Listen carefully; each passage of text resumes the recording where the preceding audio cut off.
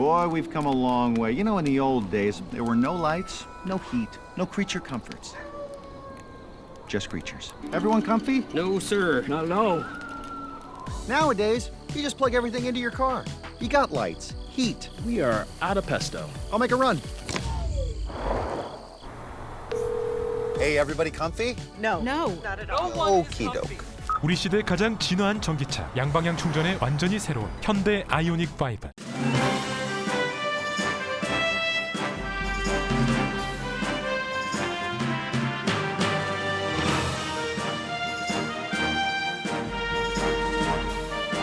즐거움과 행복이 가득한 8월이 되시길 바랍니다. 라디오 서울이 함께합니다. 강혜신의 오늘의 미국.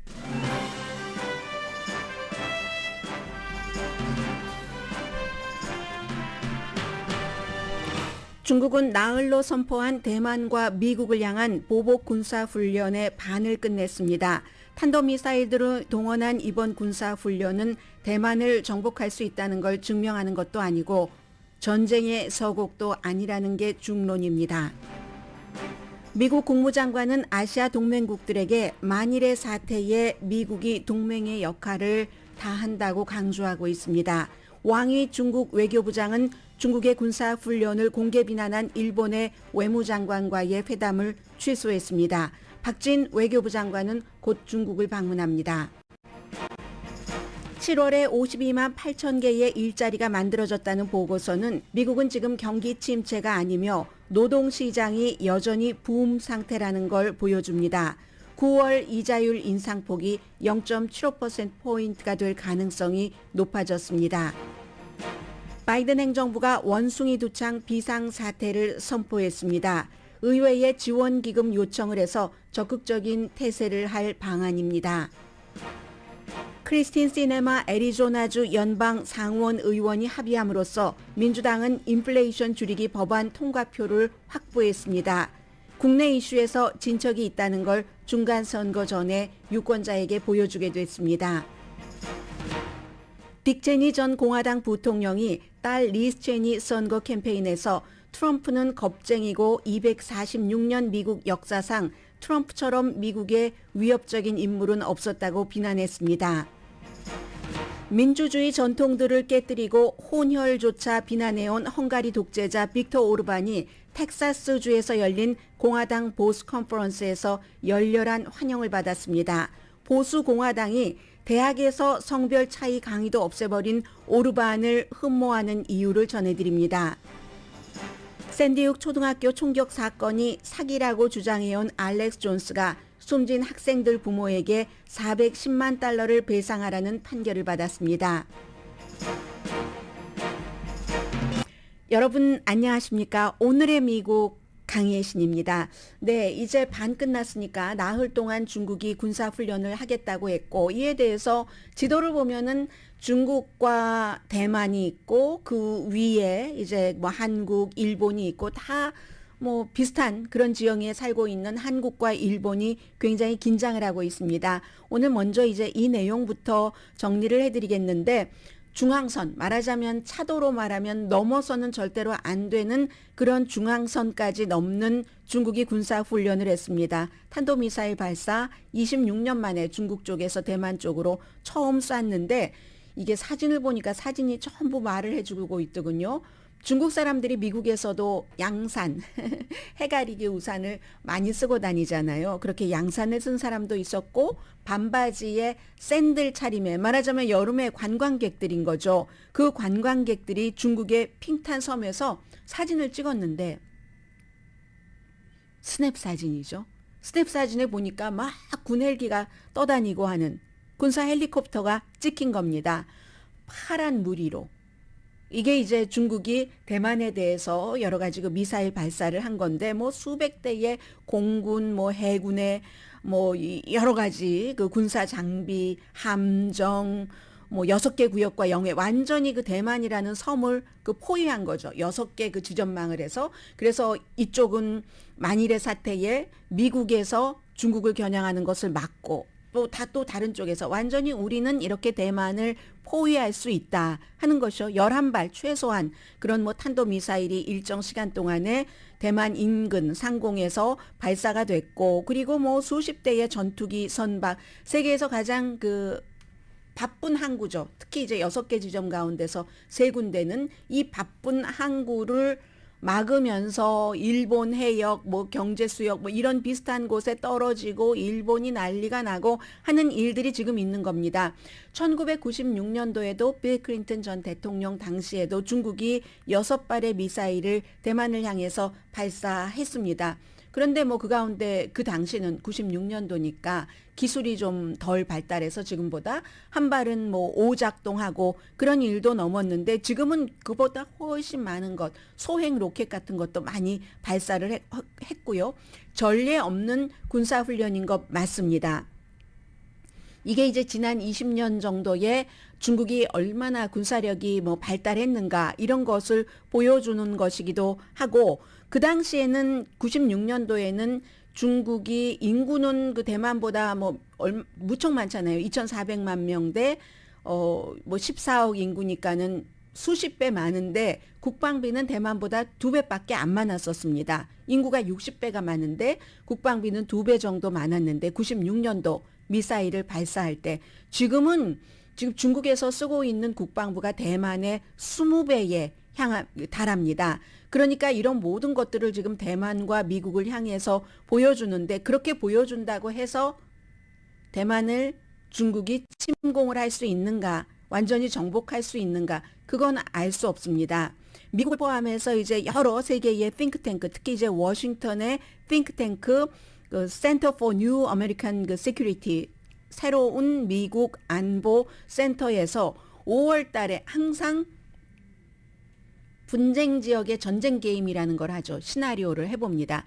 그렇게 됐을 때 중국이 어떻게 대만을 만약에 정복한다고 하면은 할 수 있는가 하는 것에서 전투 일주일 안에 대만 이 섬에 중국 군대를 상륙시킬 수 있습니다. 지금 저는 항상 이 케이스를 볼 때 러시아의 우크라이나 침공을 보게 되는데, 러시아도 그랬습니다. 그리고 나서 그런데 그 이후에 산악 지역, 그 섬에 일단 가면은 산악이 있잖아요. 그런 지역을 돌아서 타이베이까지, 수도 타이베이까지 도달하기는 힘들다는 겁니다. 빨리 해야지 되는데, 이게 바로 러시아가 키브를 며칠 만에 점령한다? 몇 개월이 지나도 하지 못했습니다. 그렇기 때문에 빨리 해야지 된다? 이런 시나리오가 있었고, 해서 만일에 2027년도에 중국이 대만을 침공을 시도를 한다 하더라도 그 장기전이 될 것이다. 지금 러시아가 잘못 계산한 것과 똑같이 이게 미국의 띵크탱크에서 내놓은 전쟁 게임입니다. 불과 5월 달에 내놓은 거고요. 그러니까 무척 많은 군사 장비가 있어야지 되고, 오일도 500만 톤이나 있어야지 되고, 하루에 한 50만 킬로그램 정도의 뭔가 연료가 있어야지 된다고 하니까, 여러 물류적인, 지금 그 러시아가 우크라이나에 침공해서 물류 같은 것들이 많이 그 차단이 됐었잖아요. 우크라이나에 당시 비가 오고 해서 탱크가 막 다 진흙탕에 갇혀지고, 지금 이제 평야로 온 돈바스 지역, 동부 지역은 조금 다릅니다만, 그러한 것들을 이 중국도 대만을 향해서 전쟁을 치를 때는 겪어야지 되기 때문에 여러 가지 그 시스템적으로 그게 힘들다. 결국 문제는 시진핑 중국 국가주석과 시진핑의 장군들이 어떻게 계산하느냐에 따라서 달린 거죠. 대만을 가지려면은 미국과 전쟁을 한다는 것도 믿어야지 되는 거고, 그러니까 이번에 대만을 향해서 우리 너희들을 완전히 고립시킬 수 있어? 하나를 보여주는 거고, 우리 지금 이 정도로 몇십 년 전과는 무기 시스템이 달라졌거든. 그러니까 함부로 대만을 감싸고 돌지 마라 하는 것을 미국에도 보여주는 것이기는 합니다만은, 대만을 침공해서 이긴다는 것을 보여주는 것도 아니고, 그리고 앞서 말씀드린 이 같은 장애가 있기 때문에 지금 대만에 대한 선전포고다 하는 것도 아니라는 겁니다. 전문가들은 그렇게 결론을 내리고 있습니다. 고립은 시켰죠. 우선 타이베이 북쪽에 이제 타이베이가 있고 남쪽 뭐 서쪽 이런 항구들을 다 바닷길뿐만이 아니라 하늘길까지도 막아서 한국도 뭐 여러 가지를 지금 중국과의 물류라든가 인간의 그 교류 이런 것들 그 시스템 자체도 지금 한국뿐만이 아니라 모든 나라가 임시적인 조정을 하고 있는 그 상태입니다. 중국이 대만을 고립시키기는 좀 쉽겠죠. 섬나라니까 섬이고 에너지의 뭐 98% 정도를 수입을 하고 식량도 대만이 60%를 수입을 하니까 기본적인 고립은 하지만 완전히 그 나라를 먹어치우려면은 미국과 싸워야지 된다는 이런 것이 있다는 겁니다.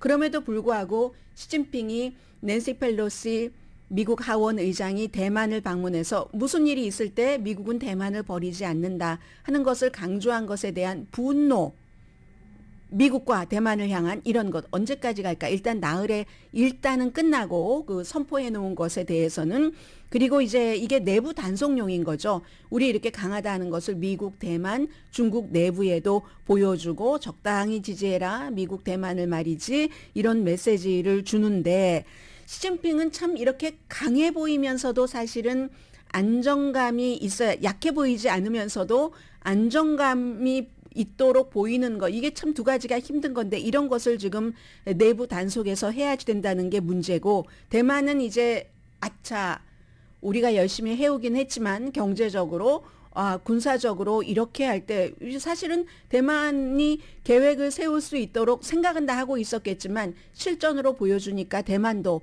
더욱더 지금부터 군비를 강화하겠죠. 이 같은 비상사태는 모든 나라에게 다 나쁩니다. 그러니까 모두 조심하죠. 한국도 평화적으로 해결되길 바란다.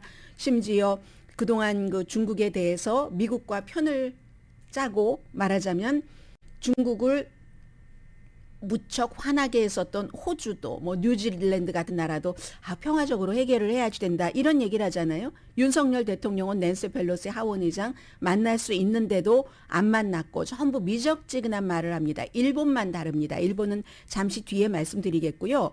미국도 이 같은 탄도미사일을 많이 동원한 군사훈련은 과잉 대응이다. 무슨 낸시 펠로시 하원의장 방문했다고 그 정도까지 대응을 해 하면서도 미국도 뭐 레이건호 같은 곳을 그 인근에 계속 대기를 시켜놓고 있습니다. 그리고 캄보디아에서 열리고 있는 그 외무부 장관 회의요. 여기 중국, 미국, 일본, 한국 외무부 장관 전부 가 있습니다. 거기에서 계속 동맹국들에게 만약에 무슨 사태가 있으면 미국이 최선을 다해서 동맹국의 국가 안보를 지켜준다 하고 안심시키기를 하고 있습니다. 중국은 군사훈련에서 끝내지 않고 낸시 펠로시 하원 의장과 가족들에 대해서 무슨 제재를 한다고 선포를 했는데 무슨 제재인지는 모르겠습니다. 어차피 낸시 펠로시 하원 의장이 중국을 방문할 것도 아니고 중국에 어떠한 투자를 해서 돈을 벌고 있는 것 같지도 않으니까 이게 뭐 정의되지 않은 아무튼 화난 것의 표현이라고 보시면 되겠고요. 금방 미국에 타격이 되는 것은 미국이 중국과 적 또는 라이벌로 생각을 하면서도 기후변화라든가 여러 가지를 협력을 해왔는데 뭐 마약 방지라든가 이런 것들에 대해서 미국과 일단은 대화하지 않겠다. 그 정도는 뭐 미국이 당연히 각오하고 있는 것 같고요. 일본의 리더는 반응이 달랐습니다. 다른 미적지근한 아시아 방문 국가들과는 달리 일본은 당연히 5발의 미사일이 적어도 배타적인 그 경제 수역 그 안에 떨어지고 있으니까 당장 중단하라. 당장 중단하라. 지금 반밖에 안 왔습니다. 당장 즉각 중단하라. 그러니까 이게 한국에서는 낸시 펠로시 하원 의장이 사전 조율이 있었다는 것도 사실로 보입니다. 이 대만 문제 중국 문제 이런 문제에 대해서 얘기하지 않고 북한 문제를 얘기했잖아요. 어제 비무장지대도 방문을 하고 대통령과는 40분 통화한 것이 전부지만 그랬는데 일본에 가서는 이 중국 문제 대만 문제를 얘기를 했습니다. 일본 정부가 말하기를 원했기 때문에 낸시 펠로시가 대만을 중국이 어떠한 일을 하더라도 고립시키지 못할 것이다. 이제 중국 화나는 얘기한 거잖아요. 그러니까 낸시 펠로시에 대해서 어떠한 제재를 한 거고 그리고 그 같은 그 일본과 낸시 펠로시의 그것을 보고 중국의 왕이 외교부장이 푸놈펜에서 열린 그 아세안 회의에서 일본 외교부장과 그곳에서 양자회담 스케줄이 있었습니다. 그 스케줄을 확 취소해 버렸습니다. 일본에 대해서는. 그리고 한국은 박진 그 외교부 장관이 지금 중국과 처음으로 공식적으로 접촉을 이제 조금 더 포멀하게 하게 되는 거잖아요. 금방 이제 중국을 방문을 하니까. 그럴 때 생각을 해보면 박진 외교부 장관이나 이 윤석열 대통령이 낸시 펠로시 하원 의장을 반갑게 기쁘게 뭐 맞이하지는 못했지만 중국을 방문하기에 앞서서, 그리고 이 프놈펜의 회의는 원래 예정됐었던 것이고, 한국과 중국은 또 해결해야 될 문제가 있습니다. 외교라는 것은 언제나 우리나라의 입장에 맞게 그런 것을 가져오는, 성과를 가져오는 것이 목적이고, 그럴 경우에 박진 그 외교부 장관이 중국을 처음 방문해서 가져와야 될 게 있는데, 이게 이제 국내에서 윤석열 그 대통령이 낸시 펠로시 하원 의장 만나서 뭐 중국 잘못했다, 뭐 우리 대만 편이다, 뭐 이런 비슷한 뉘앙스를 주면은 박진 외교부 장관이 중국에 가서 벌어와야지 될 것을 벌어올 수 있겠습니까? 이런 것들이 전부 계산이 됐었던 것이라고 생각이 되고요. 물론 한국에선 지금 논쟁이 강한 것 같습니다. 낸시 펠로시 하원 의장이 과거에 그 데니스 헤스터트니까 2002년이네요. 그 이후에 처음으로 한국에 간 그 미국 뭐 권력 서열 3위, 승계 서열 2위인 하원 의장인데 대통령이 서울에 있으면서도 만나지 않은 것에 대한, 이것도 아주 아이러니예요. 비난을 그 야당이 안 만났다고 비난을 합니다. 과거 같으면 만난다고 비난할지도 모릅니다. 미국이니까, 미국 대 한국이니까. 과거 정권에서는, 바로 직전의 정권에서는. 그런데 이 그 윤영찬 의원, 그 문재인 대통령이 비서실장을 지냈잖아요.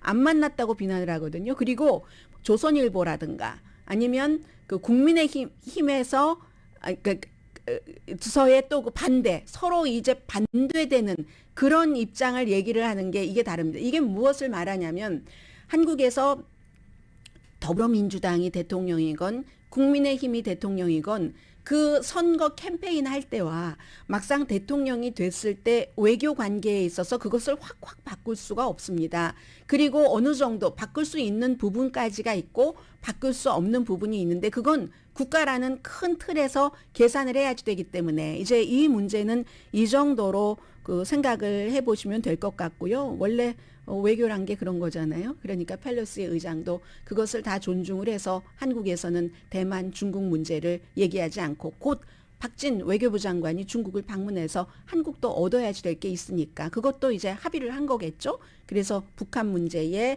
그런 답을 했다. 그러니까 아마 여러분들께서 주말 사이에 이거 중국이 계속 군사훈련을 하는데 뭐가 어떻게 되는 것 아니야? 라고 크게 생각하지 않으셔도 된다. 왜냐하면 중국도 미국이 알고 있는 걸 중국은 모르겠습니까? 아무리 이게 중국 몽이죠. 중국 꿈입니다.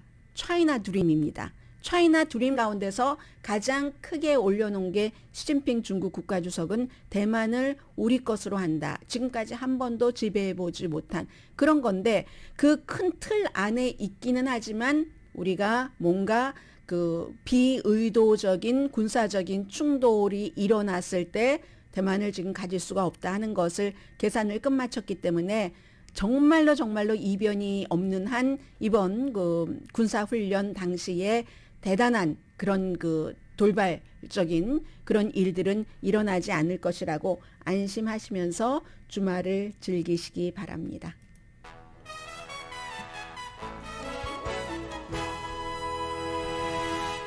오늘의 미국은 존경받는 기업 17년 연속 1위, 소비자 신뢰도 1위인 유한양행 뉴오리진 미주 총판 피부과학 셀리온, 전문가가 추천하는 이민법, 가정법 전문 재인정 종합법률 사무소, 절개를 최소화하는 복강경 수술 전문 장지아 외과, 프리미엄 고기 쌈밥 전문 레스토랑 쌈, 검정콩 생순두부 수라원 순두부, 한국 홈쇼핑 공동펀입니다. 잠시 뒤에 민주당으로서 지금 아주 그 중요한 일이 하나가 타결이 됐고요.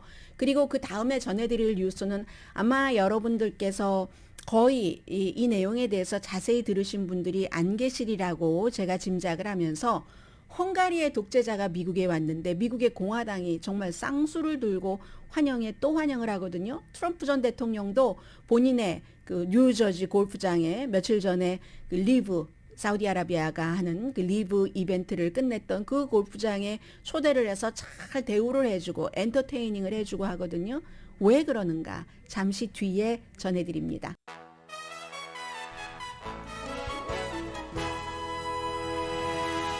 라디오 서울 방송 오늘의 미국 듣고 계십니다. 어제 그 크리스틴 시네마 민주당이면서 예전에는 그린당이었었죠. 그랬다가 이제 민주당으로 바꿨는데 지금 민주당에서는 가장 오른쪽에 있는 보수적인 그런 연방 상원 의원 애리조나주가 지역구고요. 결국은 그 웨스트버지니아가 지역구인 조 맨신 의원에 이어서 크리스틴 시네마 의원도 뭐 8천억 달러가 조금 되지 않는 그런 인플레이션 줄이기 법안에 찬성표를 던진다고 합의를 했습니다. 어제 참 그 당의 지도자가 중요하잖아요. 척 슈머 민주당의 상원 원내대표가 11시간 동안을 서로 회의를 해서 뭐 줄 걸 좀 준 거죠. 항상 미국에서는 그 의원들과 뭔가를 협상을 할 때 그 의원이 꼭 필요하면 그 의원의 지역구에 필요한 걸 주죠. 가뭄이라든가 뭐 홍수에 대한 기금 50억 달러든가요. 이런 것들을 기타 아무튼 뭐 기후 변화와 관련돼서 애리조나에서 써야지 되는 그런 것들에 대해서 50억 달러를 확보하고 나서 오케이. 그러니까 받을 거 받지 않고는 해주지 않는 거예요. 그렇다고 아무나 다 이렇게 요구하진 않죠. 그게 가능한 의원들, 웨스트버지니아의 조 맨슨 의원과 크리스틴 시네마 의원이 그렇게 됐기 때문에 토요일 오후에 투표한다고 하니까요. 아마 이렇게 상원에서 해서 다음 주에 하원으로 넘기고 바이든 대통령이야 뭐 웰컴 하면서 서명을 하겠죠.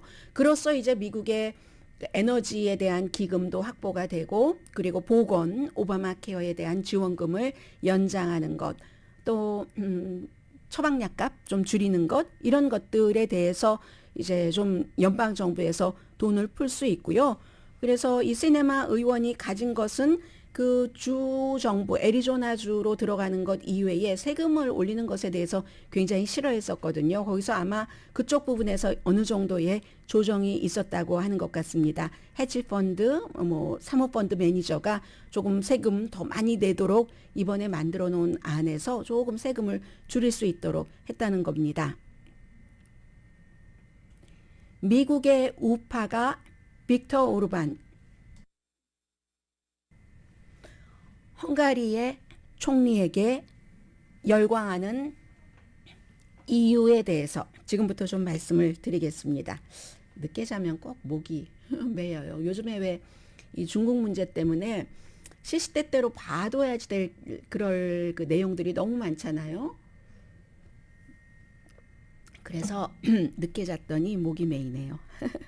중국, 대만이 이렇게 미국에 살고 있는 저의 목에까지 영향을 미치네요. 그래서 미국 우파가 이번에 텍사스에서 열렸는데 달라스였던가요? 어스틴이었네요. 어스틴인가요? 어스틴이던 뭐 달라스인 것으로 알고 있는데요. 아무튼 뭐 장소가 중요한 건 아니니까요. 민주주의 전통을 이 빅터 오르반이라는 텍사스가 아니라 헝가리의 총리는 정말 많이도 다 깨뜨렸고 심지어 최근에는 헝가리가 미국보다 백인 인구가 훨씬 많습니다. 84%거든요. 그런데도 혼혈은 안 된다. 백인이 아닌 인종에 대한 그의 시각을 볼 수가 있습니다. 이런 그 헝가리의 총리를 예전에 미국 같으면은 상상할 수 없었는데 너무너무 환영을 하고 막 떠받드는 거예요.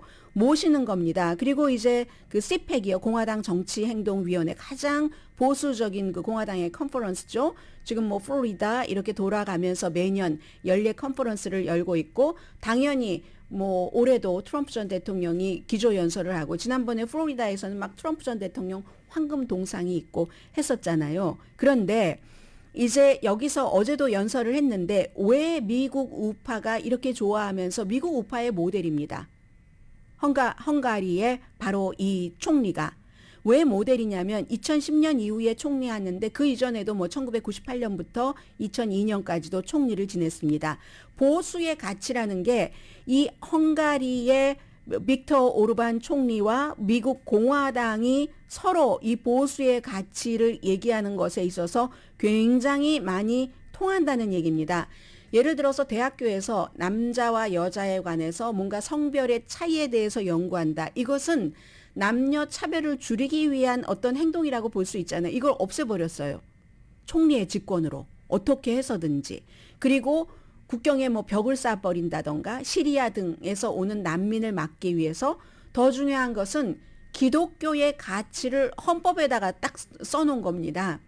헝가리 사람들이 4분의 3이 자신들을 기독교 신자라고 하거든요. 물론 기독교 신자입니다. 제가 이렇게 얘기하는 사람과 매주일 교회에 나가서 예배를 봅니다 하는 사람의 숫자는 차이가 있습니다. 그 차이는 매주 교회에 나갑니다는 15%밖에 안 된다고 하는데, 그러니까 4분의 3이 기독교인이라고 하니까 아주 정치를 잘 활용을 하는 겁니다. 뿐만이 아니라 선거구도 본인에게 유리하게 조정을 하고 법원과 언론에 본인을 좋아하는 사람들 다 심어놓고 컨트롤하는 거죠.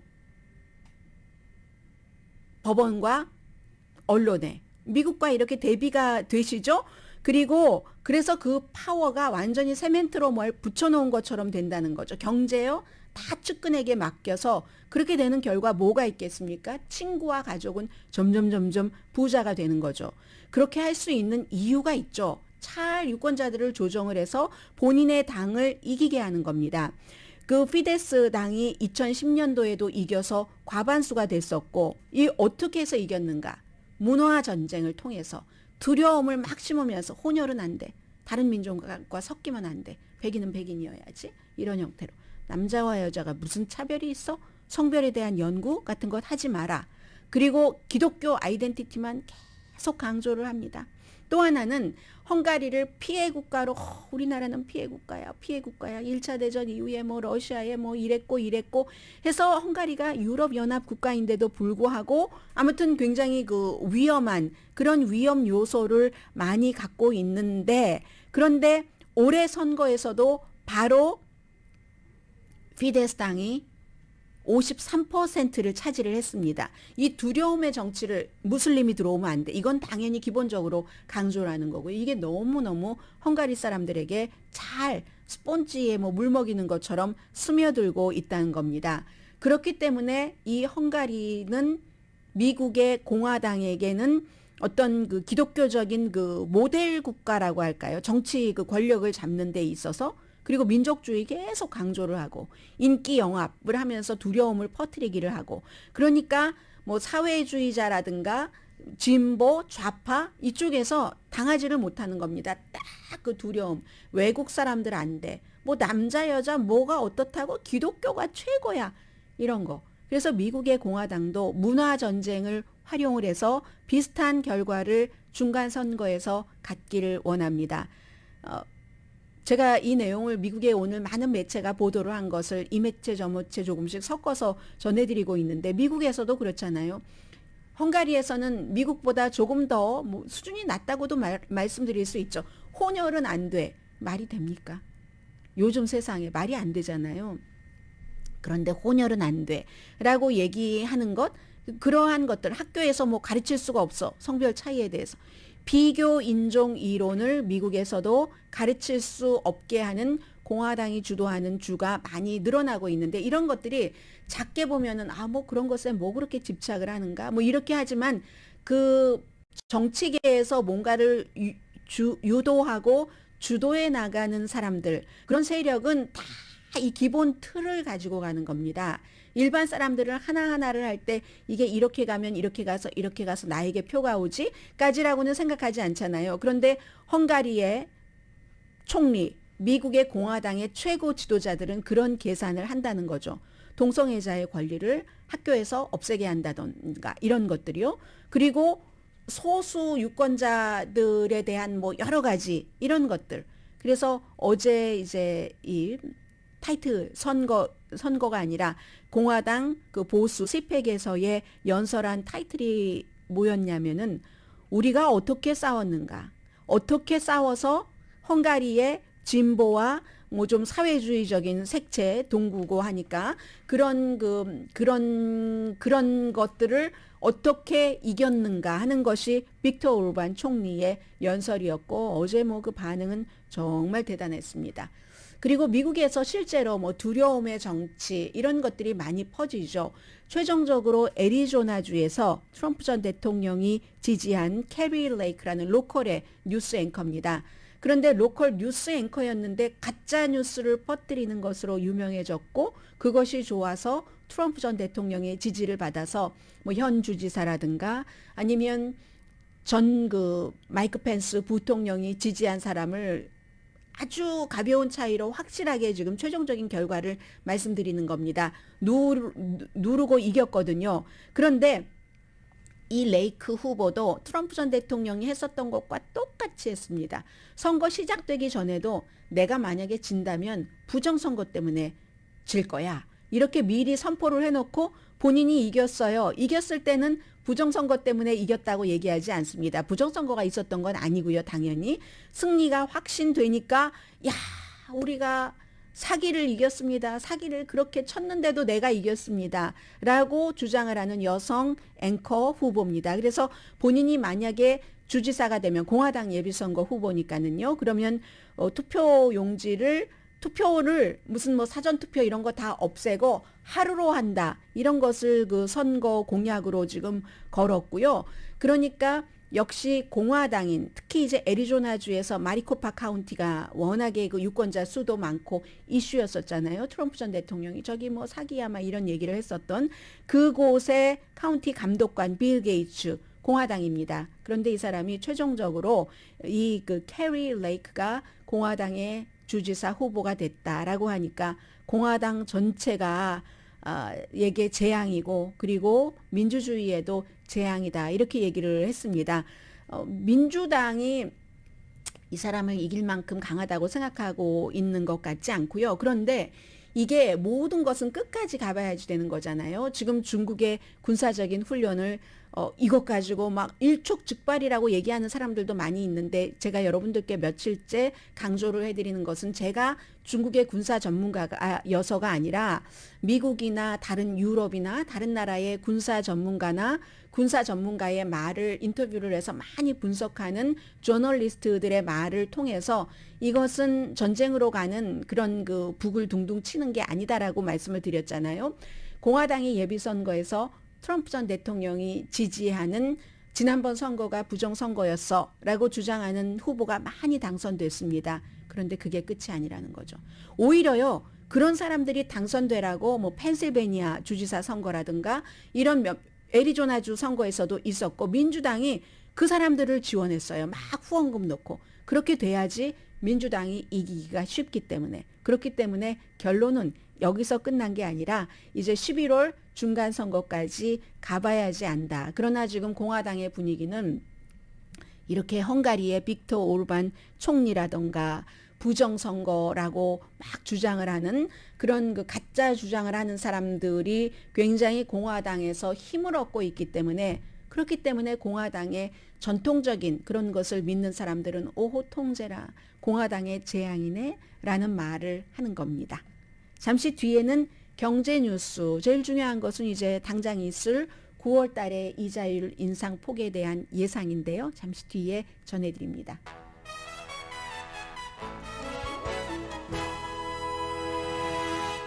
라디오 서울 방송 오늘의 미국 듣고 계십니다. 가끔은 그 살다 보면은 권선징악이라는 것도 조금 필요하다. 이때는 좀 권선징악의 결과가 좀 나왔으면 좋겠다라고 생각을 할 때가 있잖아요. 가짜 뉴스를 너무너무 많이 퍼뜨리는 사람들이 아주 선량한 사람들을 또 그런 사람들이 말을 잘합니다. 진짜와 요즘은 진짜와 가짜를 조금 섞어서 아주 능하죠. 그렇게 해서 많은 사람들이 정신이 피곤해지고 피폐해지고 하는 것에 대해선 누가 어떻게 벌을 줄 것인가. 벌을 준다는 게 그 사람 벌 주고 끝나자는 게 아니라 그래서 그러한 쓸데없는 감정적인 낭비라든가 걱정이라든가 증오심 같은 것을 줄일 수 있기 때문에 그런 면에서 샌디욱 초등학교 그거 가짜다. 다 막 여기 애들도 죽었다고 하는데 그거 다 뭐 연기자들이야. 부모도 막 다 이렇게 얘기했었던 그 인포워라는 팟캐스트를 하고 있는 알렉스 존스 모든 소셜 미디어에서 다 쫓겨났습니다. 이 세계에서 가장 그렇지만 영향력 있는 팟캐스터 이 알렉스 존스에게 그런 거짓말을 했다는 이유로 410만 달러를 그 초등학교에서 숨져서 소송을 한 부모님들에게 지급을 해라 하는 판결이 나왔습니다. 원래 가족들은 1억 5천만 달러를 얘기를 했었었는데요. 너무 막 위협도 많이 받고 그리고 기가 막히다고 우리 아이가 숨졌는데 그걸 우리들이 지어냈다고 하는 그런데 일단은 410만 달러고요. 이게 끝은 아닙니다. 또 거기에 대해서 징벌적인 손해배상이라는 게 있으니까 거기에 대한 재판은 또 시작이 되고 어제는 텍사스였거든요. 커네디컷주에서도 커네디컷이잖아요.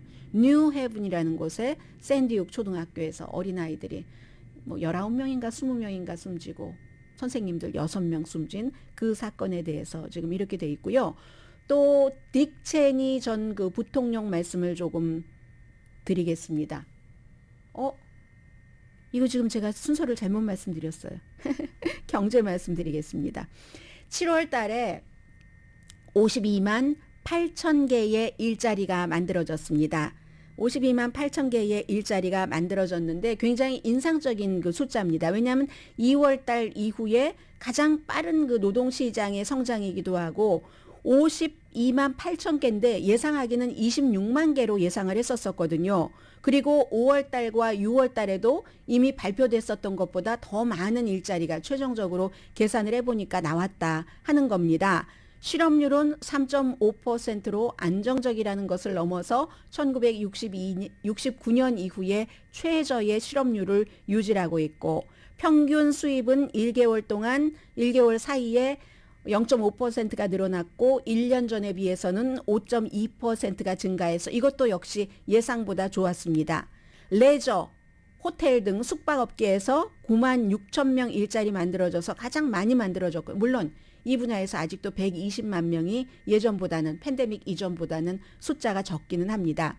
그리고 뭐 전문가, 또 비즈니스 서비스 순서를 말씀드리자면 의료 서비스도 7만 명이 추가됐고 공무원 5만 7천 명, 제조업 3만 개, 그리고 월마트하고 타겟이 그동안 계속 소비자들이 이거 그 소비 행태가 달라지는데요. 뭐 돈이 없어서 우리 그 브랜드를 많이 사고 이런 반복적인 경고를 하는데도 소매업소의 일자리도 2만 2천 개가 늘어났습니다.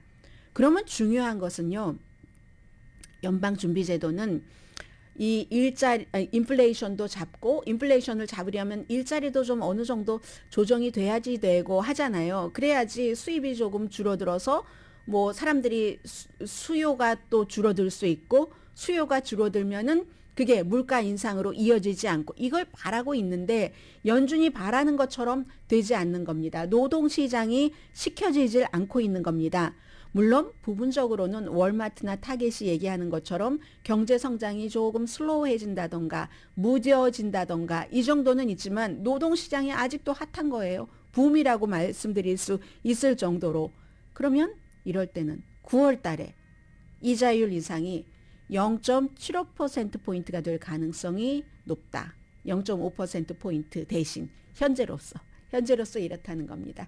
왜냐하면 이제 매주일에 이렇게 매주마다 경제에 관한 여러 가지 분석들이 나오고 있기 때문에 지금 그렇게 되는 경우는 3번 연속 0.75%포인트 이자율 인상이 되는 거죠. 자, 잠시 뒤에 지금 텔레비전에 딕 체니 전 부통령의 모습이 보이는데 그 내용 잠시 뒤에 전해드리겠습니다.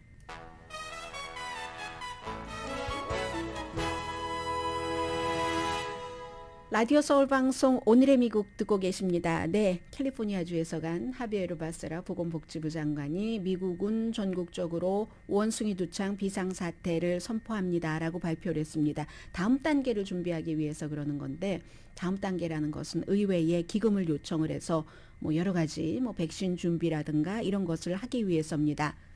원숭이 두창이 올해는 5월 달에 영국에서 제일 처음 나왔고 지금 70개국에 퍼져 있고 미국에서는 6,600명 이상의 환자가 나왔습니다. 그런데 환자 가운데서 이게 전국적인 비상사태를 선포하기는 했지만 95% 이상은 남성과 남성 간의 그 관계를 맺을 때 이게 그 감염이 되는 것이고, 그러나 그러한 생활 습관을 갖고 있는 사람과 함께 사는 사람이 오래 마주하고 있다던가 하면은 뭐 어린이라든가 여성이라든가 감염될 확률이 굉장히 작은 거죠. 뭐 2, 3%도 아직은 안 되는, 그러나 그것조차도 준비를 해야지 된다. 이런 것으로 생각을 하시면 될 것 같고요. 딕 체니 전 부통령이 카메라를 쫙 보면서 도널드 트럼프는 이런 사람입니다라고 얘기를 했습니다. 리스 체니라는 본인의 딸이 와이오밍주에서 지금 공화당 예비선거에서 이렇게 그 말하자면 공화당의 정치 가문의 사람이고 몇 선 의원이고 또 하원에서 서열 3위였는데 그 자리도 뺏기고 한 모든 이유가 트럼프 전 대통령이 탄핵당할 만하다. 뭐 이런 책임이 있다. 군통수권자로서 헌법을 또 수호한다던가 하는 대통령의 책임을 다하지 않았다 하는 것을 끊임없이 얘기를 했기 때문에 트럼프 전 대통령이 지지하는 공화당 예비선거 후보에게 22%포인트 차이로 뒤지고 있습니다. 와이오밍주의 그 여론조사 결과 그렇게 나왔거든요. 이 아버지와 딸이 트럼프 전 대통령을 막기 위해서 열심히 그 선거 캠페인을 하고 있는데 딕 체니 전 부통령이 뭐라고 얘기하냐면, 카메라 똑바로 보면서 246년 역사상 이렇게 한 개인이 미국에게 위협이 된 적이 없다. 거짓말로 선거를 훔치려고 했고 유권자가 그를 거부한 뒤에 파워를 지키려고 폭력을 썼고, 진짜 사나이는 자신을 지지하는 사람들에게 거짓말 안 한다. 나는 그가 졌다는 거 알고 나도 알고 그도 안다. 그리고 속으로는 대부분의 공화당도 안다. 이게 딕 체니 그 부통령의 얘기입니다. In our nation's 246-year history, there has never been an individual who is a greater threat to our republic than Donald Trump. He tried to steal the last election using lies and violence to keep himself in power after the voters had rejected him. He is a coward. A real man wouldn't lie to his supporters. He lost his election, and he lost big. I know it, he knows it, and deep down, I think most Republicans know it. Lynn and I are so proud of Liz for standing up for the truth. 네, 아버지가 그 딸을 선거 캠페인을 하면서 한 얘기입니다. 오늘의 미국은 존경받는 기업 17년 연속 1위, 소비자 신뢰도 1위인 유한양행 뉴오리진 미주 총판, 피부과학 셀리온, 이민법 가정법 전문 제인정 종합법률사무소, 절개를 최소화하는 복강경 수술 전문 장지아 외과, 프리미엄 고기 쌈밥 전문 레스토랑 쌈, 수라원 순두부, 한국 홈쇼핑 공동 후원이었습니다. 10시에 좋은 아침, 좋은 하루 방송됩니다. 오늘 시간이 조금 남았네요.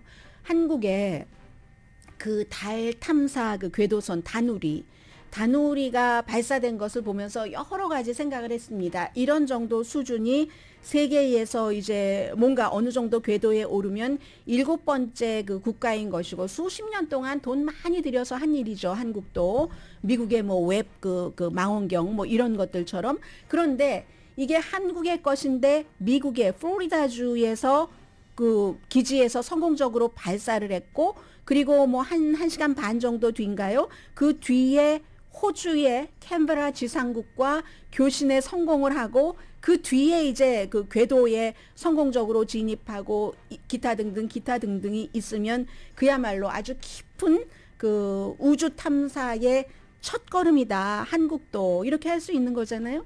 근데 그 모든 것들이 한국에서 시작돼서 다 어디서 저기서 이게 연계가 되잖아요.